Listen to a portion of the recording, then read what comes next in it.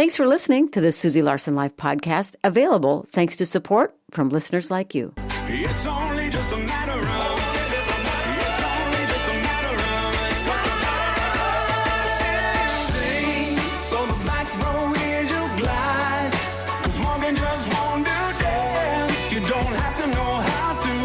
Ever since God's got you there. Welcome to Susie Larson Live. Always so honored to get to spend this time with you. In fact, I look forward to bringing you conversations every single day that hopefully inspire you in your faith walk, that deepen your understanding of God's Word, and that heightens your awareness of His very real presence in your life.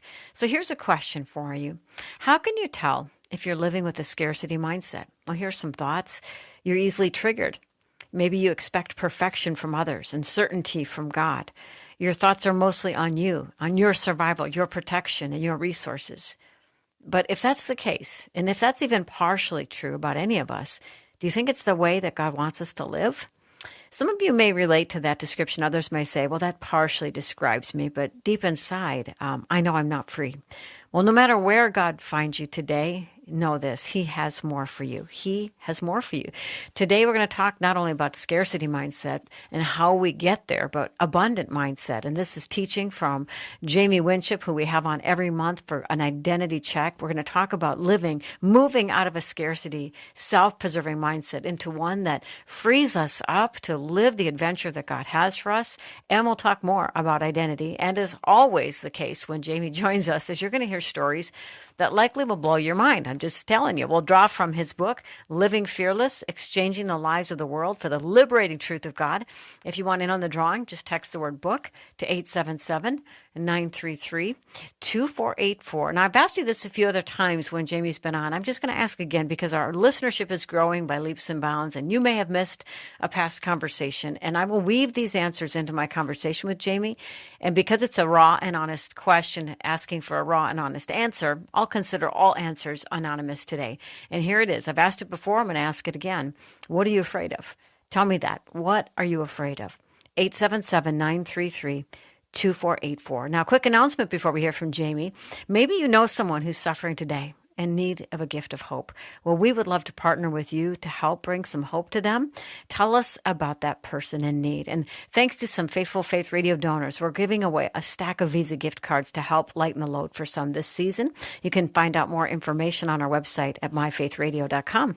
All right, now let me tell you about my guest. We'll get him on the show. Jamie has decades of experience bringing peaceful solutions to some of the world's highest conflict areas, starting with a distinguished career in law enforcement. His unconventional efforts to bring about societal and racial reconciliation led him to Indonesia, Jordan, Iraq, Palestine, Israel, back to the U.S. He's worked with leaders in a variety of sectors, from police departments, pro football teams, faith-based organizations, even schools. He's the author of Living Fearless, Exchanging the Lives of the World for the Liberating Truth of God. And I will tell you, our life group is going through one of his video series that you can find on identityexchange.com. Amazing. Jamie, welcome back to the show. Thank you. Oh, it's always good to be here. Looking forward to the conversation so much. And you know the drill because you've been on enough. First question is always very personal. What has the Lord been talking about these days? Well, you kind of said it right there at the lead-in, especially this time of year, the Christmas season.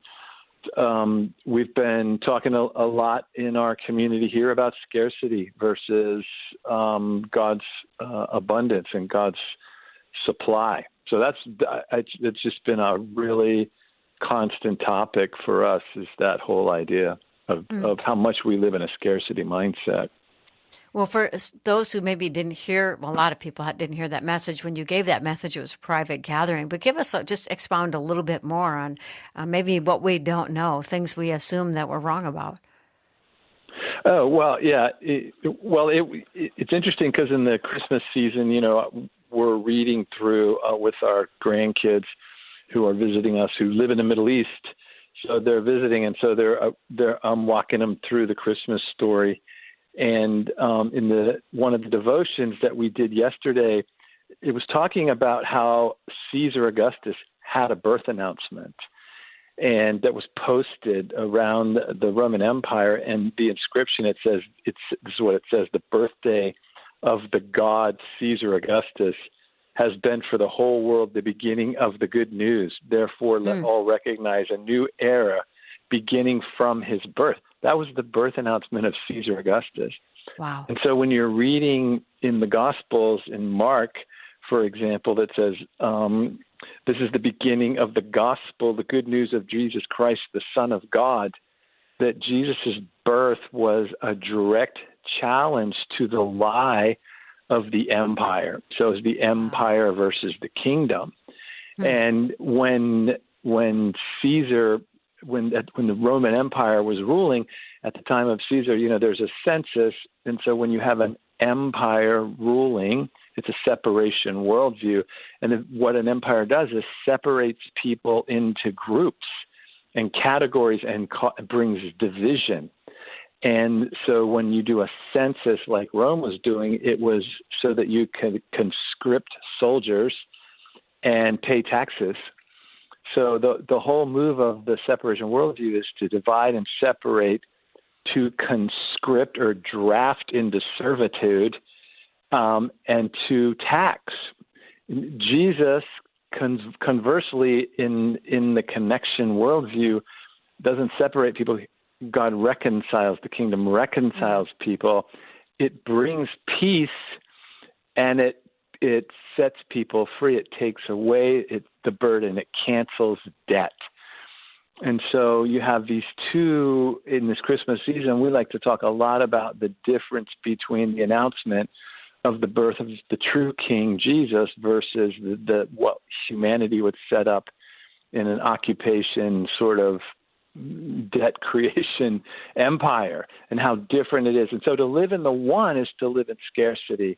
And there's only one way to do things. And if you don't do it the right way, you're not going to get a second chance. So you can't fail, which, as you said, forces people into, I've just got to protect myself and this world is against me, versus the reality of God, the Father, Son, and Spirit, the connection worldview, and that we're ambassadors of reconciliation in a world where there's enough.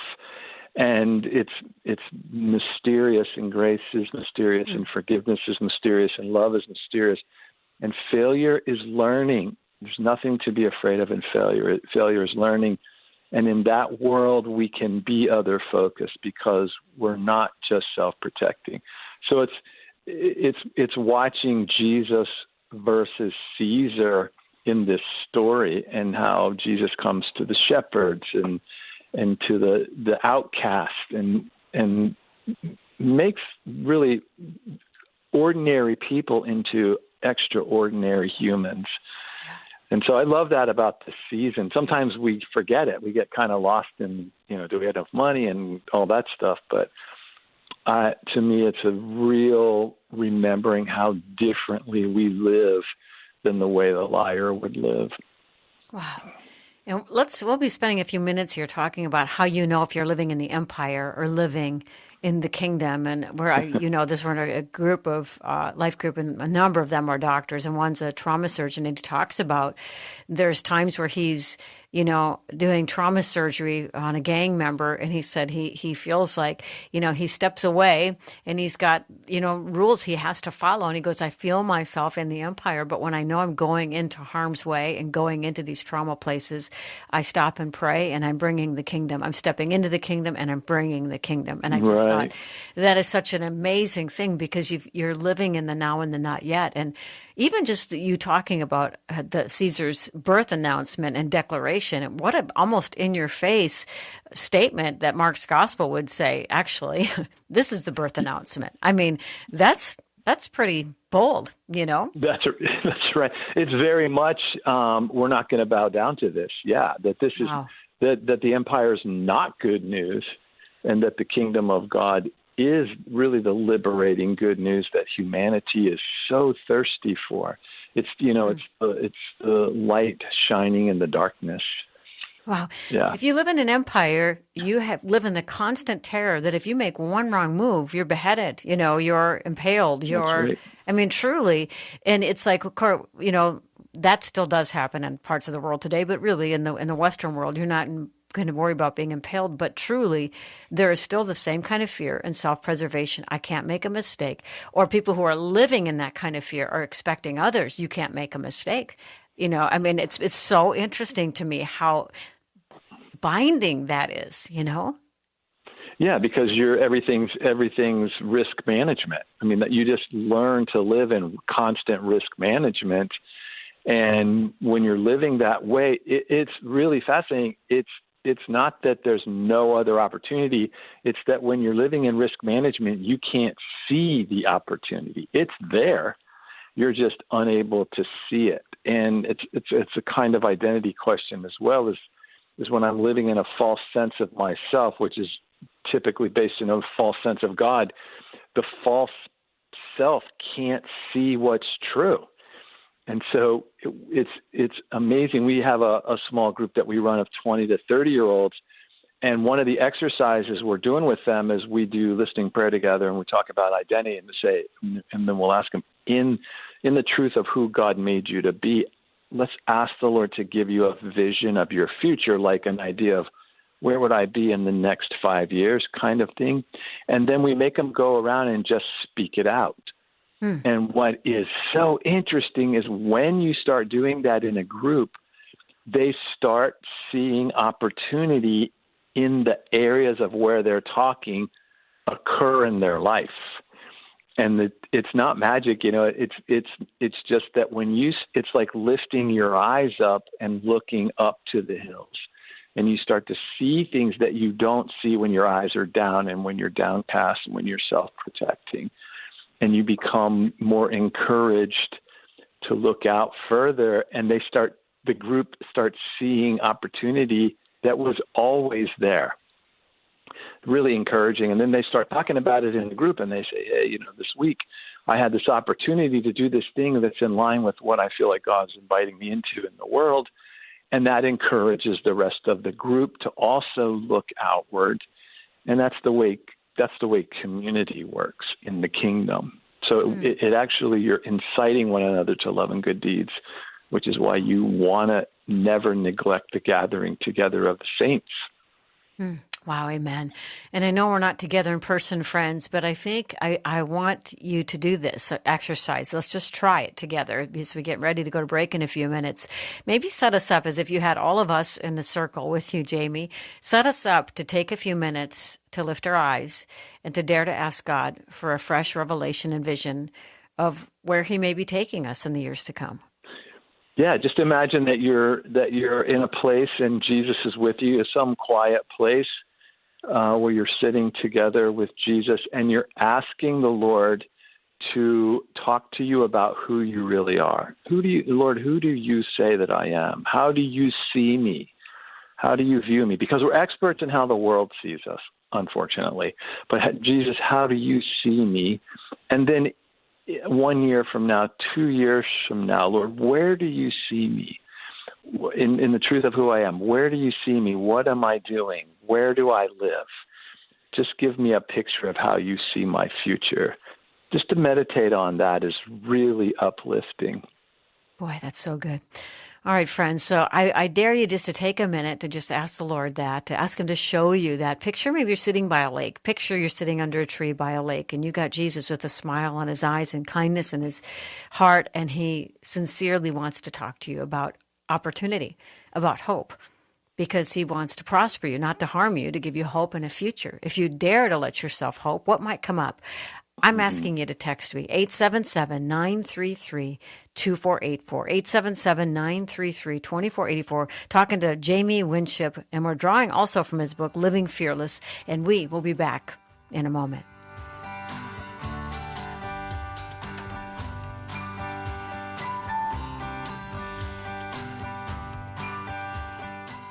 This is Susie Larson, host of Susie Larson Live. I learned a valuable lesson while walking through one of the deep valleys of the shadow in my life. Our hearts can't live without hope, and we have reason for hope because Jesus is with us in every season of life. Using the word hope as an acronym, I want to remind you of 4 very important truths when it comes to hope. That God is a healer. One way or another, he will heal and redeem your story. O is you are meant to overcome. P is you have a purpose and a calling. And E, God wants you to live with eternity in mind. If you're struggling to make it to the next moment, text the word hope to get a fresh dose of hope. We are here to help you and walk with you through this journey. You can text 877-933-2484.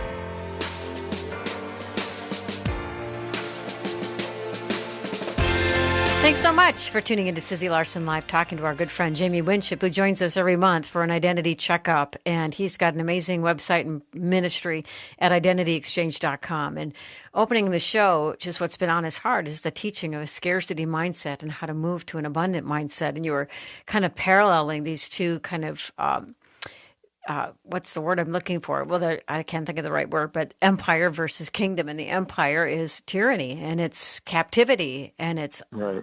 You're constantly living like you're about to be rejected, about to make a mistake, and you can't flourish, you can't heal under such conditions. But in the abundant mindset, you can live with mystery. You can live with your fallibility. If you were to finish this sentence a few times, you might be living in an empire.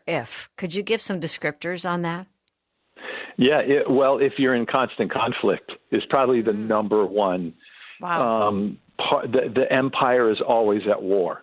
It's always at war.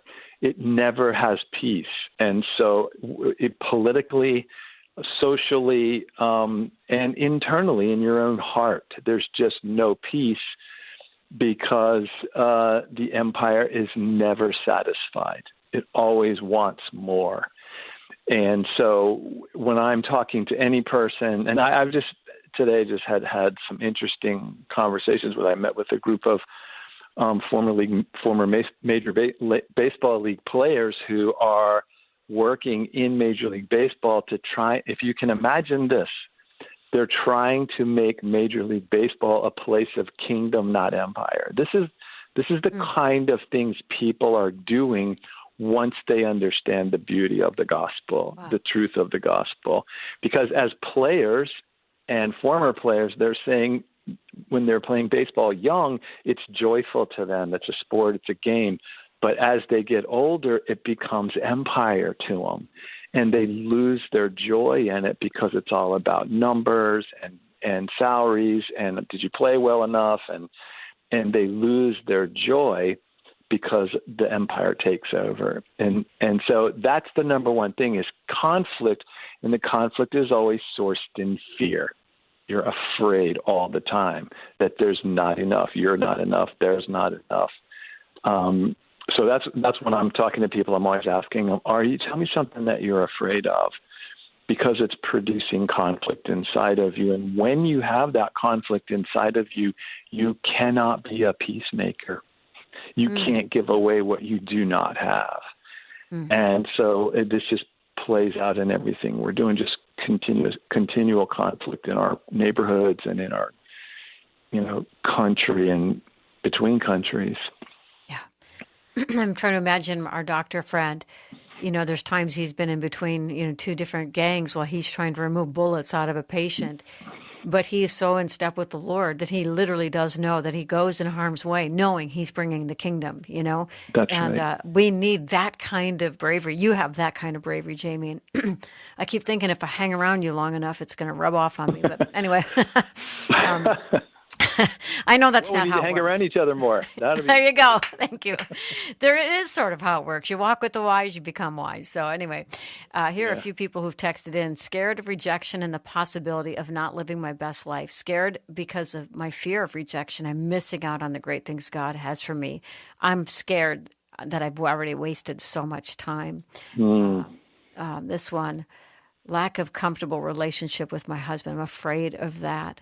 Afraid of not having enough, not being enough. Perhaps worst all, losing the good things that I do have. When things are bad, I struggle to believe they'll be good again. When they're good, I'm bracing for impact that they're going to be bad. I'm waiting for the proverbial shoe to drop. This is normal. First of all, friend, I want to normalize that. This is That's right. normal culture right now, but I know we have an enemy behind that. He wants us all in that mindset, don't you think? Yeah, and all of the things that we're afraid of, and all of those that you read are common in every culture at every age. Those are common fears because humans were made to be in community. And so any place where we feel like we're not going to be accepted or we're going to lose relationship, it creates fear in us, as it should. The challenge is what is the fear pointing to? Like, what if I say I'm afraid of rejection?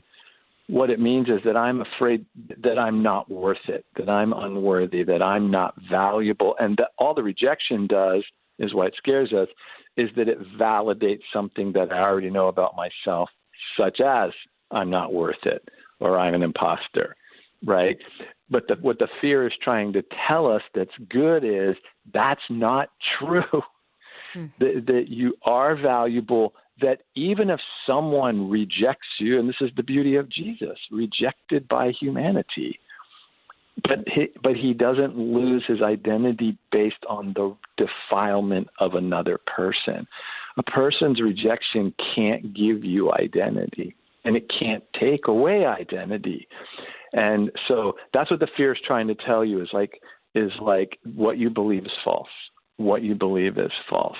That God's not capricious. He's not given one day and taking it away the next day. That's a wrong view of God. And as we move into what's true about ourselves and true about God, that fear is no longer necessary. You just don't need it anymore because you walk in what's true. Oh, love that so much. So you were in town, well, we broadcast all over the world, but you were in our town for an event, and some friends from our life group hosted you in their home, and you guys went out to dinner after, and she had a chance to tell you what she's afraid of, because that's your common question. What are you afraid of? Because it gives you so much information on what the enemy's doing, the lies we believe. Right. And the thing that she was afraid of, because we've been really impacted by your teaching, but she'd heard a story, and I don't know if she'd heard it from someone who was associated with you, but one of your team members, when you guys were in the Middle East, you're empowering these young leaders to make decisions, but he went against your basic advice and led his team into a situation where some were killed. And the fear that she had is, I fear I'm going to make a mistake and it's going to be unredeemable. And you said, well, you don't know the whole story. And so you told her that story, and it changed everything. Would you tell us that story? Yeah, I mean, that's and the example that you keep giving of the doctor who's risking his life to treat warring gang members and all. This is all the same. It's a wrong view of death, is what it is, and I want to just say this before I tell that story is, when we think death is what scares humans, because we think of death as any kind of separation that can't be corrected. So when I say I'm afraid of rejection, really it's a kind of death. I feel like I'm going to die there. Or if I lose a job, I'm going to die. Ultimately, it's this idea that it's a kind of dying. So all these different kinds of fears ultimately come back to this wrong view of death.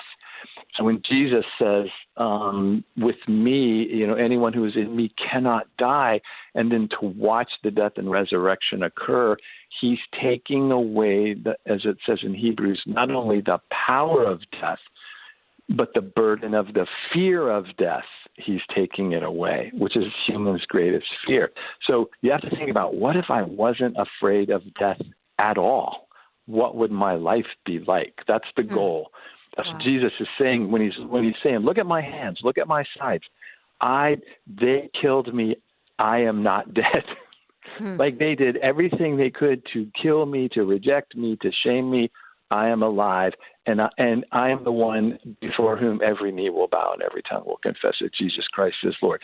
Death has been defeated. It is the greatest claim ever made. It's difficult for us to receive it, though. So in the scenario that I was talking about, is we were working in Iraq, and I inherited a team there. And so going into that team, it was made up of a group of young people and a group of older senior people. And the senior team, there was 5 of them. So they've worked in different parts of the world. They were fluent in Arabic, all these kinds of things. They had the leader of that smaller sub team was a younger guy, and he wanted to prove that he was courageous, which is okay. I mean, that's fine. but I kept telling him when I was alone with him, you don't have to prove to us that you're brave. That's not the goal here. The goal is to walk in courage, which is a kind of joy, not bravery, but courage, and let's only do the things that God has invited us into. So don't try and make a name for yourself. That's all very empire-ish. Kingdom is we're here to serve. We're here to, serve the Iraqi people. We're here to serve our people, as part of the U.S., all of that. So don't pay attention. And here's what we believe God is asking us to do here. And I told him, and I was his boss, and I said, don't leave the region where we're going to put you. And he kept saying, I want to go into this other region because you have to be brave to go there. And I'm like, we're not working there yet. Just wait for the invitation of God. Don't just take things on yourself like that. So he decided to go anyway. And so we had these real strict protocols. If you go into another region, make sure you have the Iraqi driver with you because they'll know how to do it. Don't drive a certain kind of a vehicle because it'll draw attention to yourselves as a Westerner. If there's any kind of traffic backup, you immediately abandon the car and spread out. All these protocols. And so he violated all of them. He went into this region. He kicked out the Iraqi driver for some reason, wouldn't let him drive, left him, got in a vehicle that drew a lot of attention to them, and they got stuck in a traffic situation in this other city. Everything wrong. Everything you could do wrong, and as a result, some militant terrorists people saw the vehicle. They saw it was stuck in a traffic jam. They recognized it as a U.S. vehicle. They could see that the 5 inside were Americans, and so they just assaulted the car with their weapons. I mean, they just blasted it to pieces. And so in the 5 people in the vehicle, 4 were killed, 1 survived. The one that survived was shot so many times that when I went to the morgue and to the MASH unit, I said, how many times it was one of the women, has she been shot? And he said, it's easier to say, where wasn't she shot? He says she has so many bullet wounds in her body, but she was the survivor. So in that situation... The driver then died as well, the young driver? No, they all, except this one woman, were killed in the car. Wow. The lead guy, all of them. And so the lead guy, it was his wife who survived. They had only been married 2 years. So the thing is, I was talking about this story because the whole theme seems like just a tragic loss. But because God is always working all things together for good, even when we make mistakes, even when we, for whatever reason, walk away from God or, don't pay attention and make wrong decisions, God still weaves the tapestry together. It's just astounding. And this is why we're not afraid. So when all that happened, and we get notified by the FBI, I get contacted because no one knew why there were Americans in this particular region because nobody went there. And so the FBI has to investigate it because they find out there's Americans that were killed there, and it's considered a homicide because we're not military. And so they contact me like, do you have people in this city? And I said, nope. And then we call it a roll call, and I'm checking on where all of our people are. And I'm like, we're missing 5. And I was like, oh no, he did it. He went there. So I have to go up and ID the bodies because the FBI don't know who they are. And they show me the one survivor. And so the driver was the husband and the wife was behind him in the car, and she's the only one that survived. So another single woman was killed who was at LAPD, and then an older couple that were in their late 60s who were water experts, and then the driver was her husband. So it all is like horrible, disastrous. But then when I went to contact the next of kin, the family, so I called the father of the LAPD. Well, that woman, when I first came into Iraq, she was already on the ground. She was one of the first people in the country, and she had been carjacked and assaulted. And so she was really afraid of dying. And when I first met her and she was interacting with our team, she talked constantly about death. And so I said to her, we can't have you on our team because you're going to promote fear and we have to send you out. I want you to go, we're going to send you out and I'll come talk to you in 3 months. Sent her out. I went and talked with her in 3 months and she said, okay, I'm fine with, I've worked through the fear of death with God. And so I tested her on. There's a way you can test people on that kind of thing. And she was fine. She was one of the ones killed. She came back in the country after she said, I'm good. I'm ready to go. I'm ready to be in the country. Came back in. She was killed that next week in that car. When I called her father to tell her dad, I told him who I was. And he said, my daughter was killed, wasn't she? And I said, yes, she was. And he said, she called me last week and said that the Lord was inviting her home and that she knew if she went back into Iraq, he was going to take her. And that she called me to say goodbye and to say for me to rejoice when he got the call of her death. And so he was so proud of her and happy. And the funeral with the police department in LA was unbelievable. Oh my gosh, her testimony was so moving to the cops because she had called her dad and said, I've worked through the fear of death and I'm ready to take God's greatest invitation. When I called the children of this older couple, I talked to the oldest son, he was in his 30s. He said, well, my parents were killed, weren't they? And I said, yes. And he said, they called and said that this would be their greatest joy is to end their lives somewhere out in the field working with people.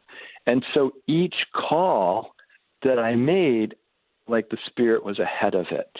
And so even though the situation looked like bad decision and disaster and all that, you could see God far ahead of it all, weaving it all together, making peace in a bad situation. When the husband and wife, when the car was being shot at and blown up, the husband was in the front seat. He called into Jordan, and one of our guys in Jordan picks up the phone, and he doesn't know who it is, and he just answers the phone and says, yes. And the husband, he says, we're under attack, people are being killed, and the phone goes dead. The guy in Jordan has no idea where this phone call is coming from. So he calls the number back. The guy answers the phone again. This is while the car is being blown up, just being riddled with bullets. It was shot with an RPG. And the guy in Jordan said whoever was on the phone was so calm, he couldn't tell anything was really wrong. And this is in the middle of it all. And then he calls back. The guy answers the phone again, and he said, the Jordanian guy says, where are you? And he says, we're in Iraq. We're in the city. We're under attack. People are being killed, and the phone goes dead again. So then that guy calls the FBI. Like, they contact me. While the fighting's going on, so that the car gets blown up, the husband and his wife behind him, he's in the driver's seat, she's in the passenger. He crawls out of the car. He pulls her out, and they're the only two survivors at that point. They're laying on the pavement. These Iraqi men come and cover them with their bodies so that they can't be shot at anymore. So it's these Muslim men that saved their lives. They laid over top of them, and the husband is saying to his wife, they'd only been married 2 years. He's looking in her eyes. He's going, look at me, look at me. And she's looking at him. She's the one that told me this story. And she said it was the most beautiful, serene experience she'd ever had. That she can't remember any gunfiring. She can't remember any fighting. And she said she's just staring into his eyes, and he's looking at her. He's going, we're going to be okay. Don't go to sleep. Stay awake. Stay awake. So she's just staring at him, and he's talking to her. And then the U.S. send a team in that gets him, and they take him out, and they bring him into this MASH unit. And when they get into the little MASH unit, she's still just staring at him, and he's on a cot next to her, and he has a piece of metal straight through him. He's looking at her, and he says, okay, the doctors come in the room. Okay, now you can go to sleep. Go to sleep, and I'll see you in a little while. She goes to sleep. He dies immediately. As soon as she closes her eyes, he dies. When she wakes up 6 months later, he's already been buried in the U.S. And so we have to pause. Oh my goodness! You have to hold this. We've got to go to break. But oh my goodness! More with Jamie Winship in just a moment.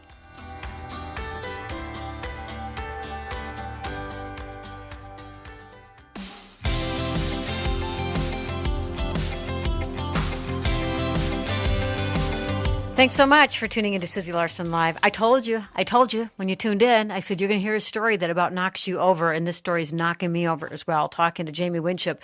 And I will say, because we went long, we have to break again in about 5 minutes. But oh my word, if you just tuned in, once the live show is over, go get the podcast, because I don't have time to reset and kind of encapsulate the story. So you just got to pick it up where you left off. So this man tells his wife, go to sleep. They're both riddled with bullets. She goes to sleep. He passes away. And then what happens? So then when she wakes up, they put her in a coma and they medevac her out to Germany and all of that, and then back into the U.S. When she is awake and recovers, there's already been a funeral service for her husband. He's already buried. And so what's remarkable about the whole situation is that when the first time she ever publicly spoke about the incident, she stood up, so this happened in a Muslim country.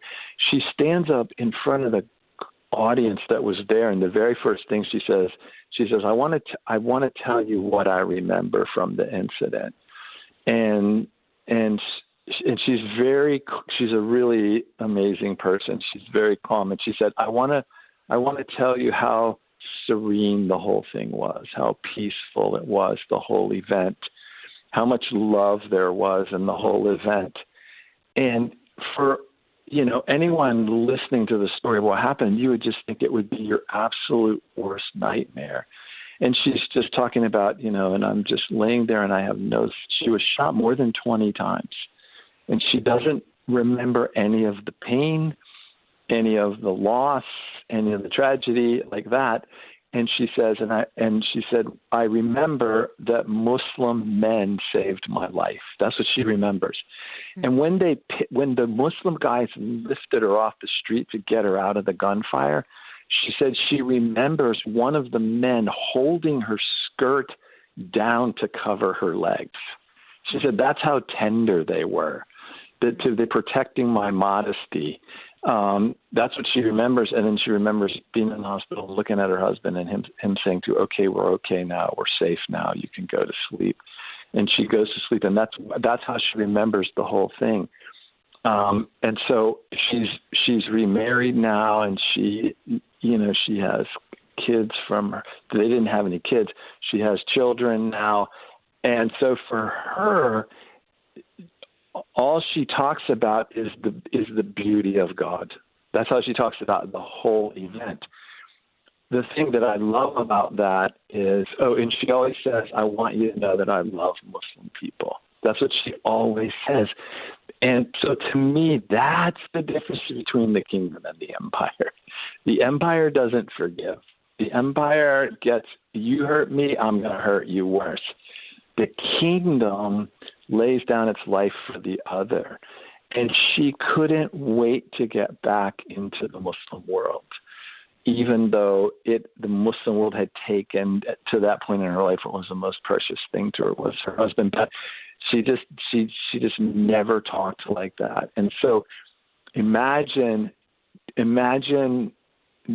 being courageous at that level, and to know that even in what you would think is the darkest hour, she said with her most intimate understanding of the beauty of everything that God is in relationship. That's her greatest moment. And, we so need to hear these stories, Jamie, because, I've heard stories, too, from our surgeon friend that we referenced earlier and others who have said when these people have these tragic accidents and they're on the brink of death, they feel love, they feel peace. It's like there's a supernatural, proposition here that's happening. Yes, and that's God right. is with us. Emmanuel's very real. He is with us. That's and right.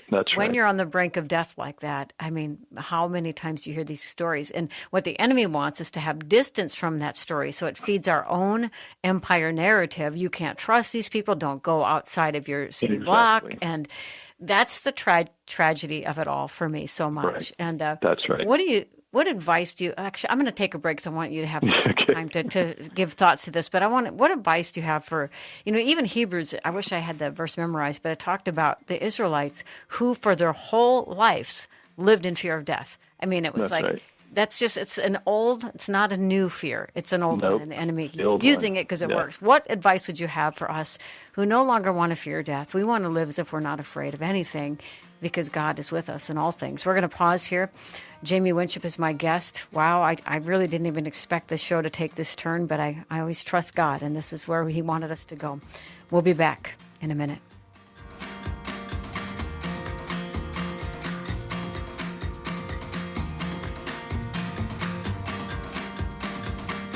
Listen to Faith Radio Live or on demand no matter where you go. You can download the free Faith Radio app in your app store today.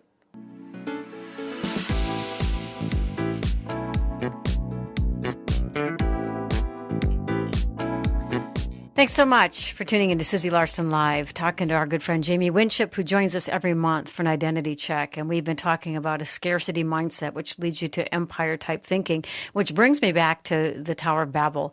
And we talked about this with Dr. A.J. Swoboda about, their goals were to make a name for themselves and to protect their interests. That's total empire living. Kingdom living is the opposite of that. And he said something so interesting. He said, when you self-name, like they're making a name for themselves, it always leads to death. And we're in a culture people self-naming. But in the very next chapter, God named Abraham. I will make your name famous. When God names you, life gets better for everybody. And I think that's another great example of the kingdom. I mean, so talk to us, Jamie, about, I know people are listening to that story going, I so want to live free from the fear of death, of dying, all of that. What are some steps we can take to not be so afraid? Well, I think when you thinking about Abraham and all of them, and when you're reading the scriptures, this is why the text is so beautiful and important to know, is watching humans wrestle with the same fear generation after generation. And even when they see God work in these amazing ways, like the Israelites, and they still get to places where they just feel like the giants are too big. We just can't. Yeah, we've seen God do this and that, but the giants are just too big. And what you observe in Scripture is that the Lord is always walking humans through a process, and the process is an upward process. And He's so loving and gentle how He invites us in to this walk with Him, to abide with Him, follow me, and I will make you to become. It's this becoming process. It's not like you're just going to get it. You get it one day and you got it, but you're becoming the fullness of who you are by understanding the fullness of who God is and the fullness of who the other is. And it's a process, and it progresses in, like, Abraham, I want you to leave your family and go to the place I'll show you. But on that's step number one. So whenever we're talking about being afraid of things, it's what do I believe about that situation that produces fear in me? That one of the biggest things is that God can't go there, or God is not powerful there, wherever there is, the bad part of town or the bad country.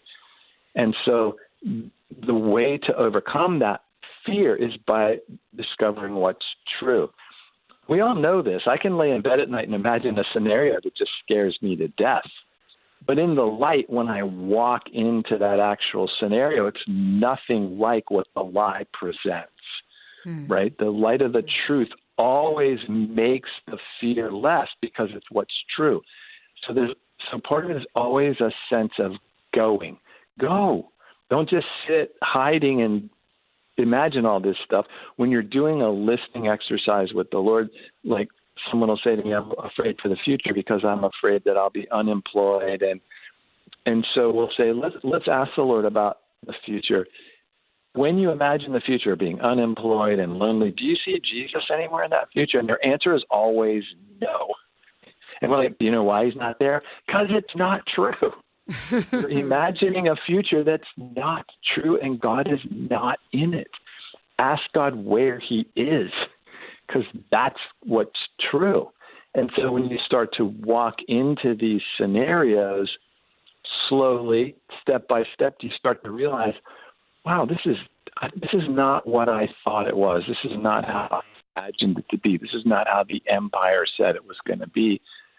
And so that's always my answer, is like, tell me what you're afraid of, and let's walk towards that fear. So when you watch the disciples, when you think they're afraid of storms, they're afraid of Gentiles, they're afraid of Samaritan women, They're afraid of graveyards. They're afraid of demon-possessed. Jesus is going to walk them into every one of those scenarios because he's taking away their fear.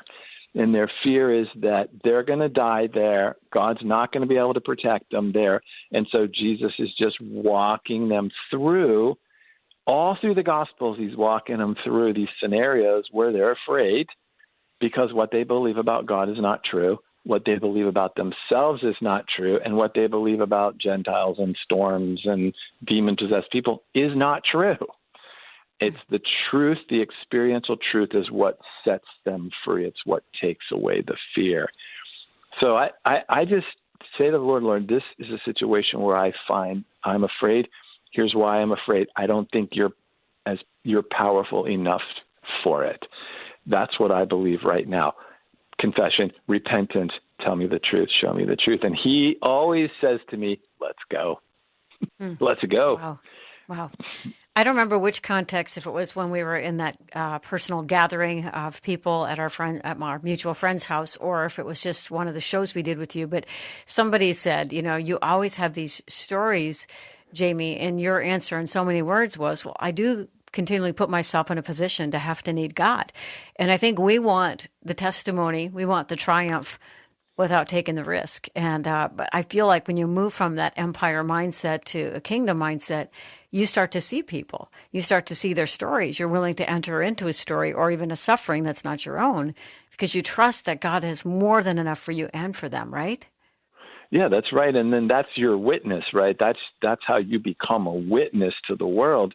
Is not because I can just explain it or I read something about it, but I'm just saying we went into this situation. Here's what we found. And I love how you're doing this, Susie, how you're leading this, because we started with a scenario that would be our worst nightmare. We would think we think death is the greatest failure that could happen in a situation. It's so amazing how we believe this lie. So when Jesus says, I came to die, it's like, that can't be right because dying means you lost. Dying means you failed, right? The faithful people live. The righteous people succeed. They don't die. They don't fail.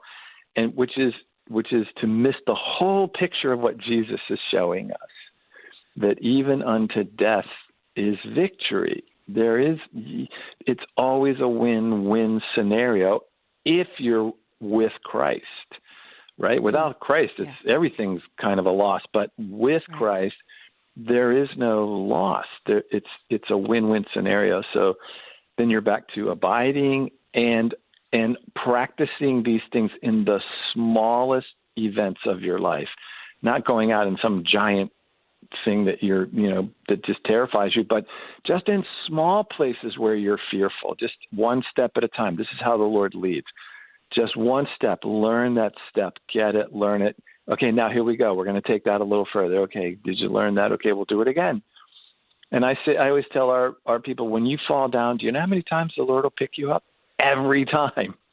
Every single time. And he doesn't start back at zero ever.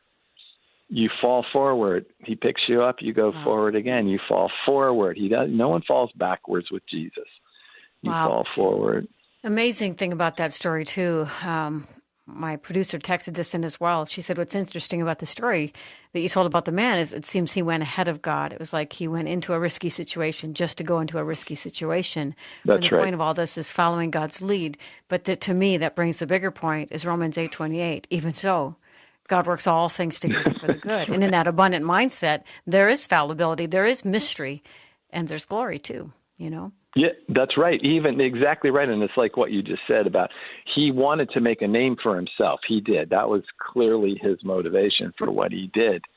But then, his own wife who lived through her whole thing it was a beautiful scenario. So again, it's like, I don't know how trustworthy God is that even when you look right in his face and walk away from him and fall down, he comes and picks you up. Amazing. It's not it's even an open mistake. He comes in and finds us again. How trustworthy is that person to be? No words. No words. Jamie, thank you for joining us today. Have the most blessed time with your family in this coming week. Thank you. Look forward to our next conversation. Thank you, friend. Thank you. Merry Christmas. And to you. And we'll meet you back here next time. We love and appreciate you. Blessings to you and yours.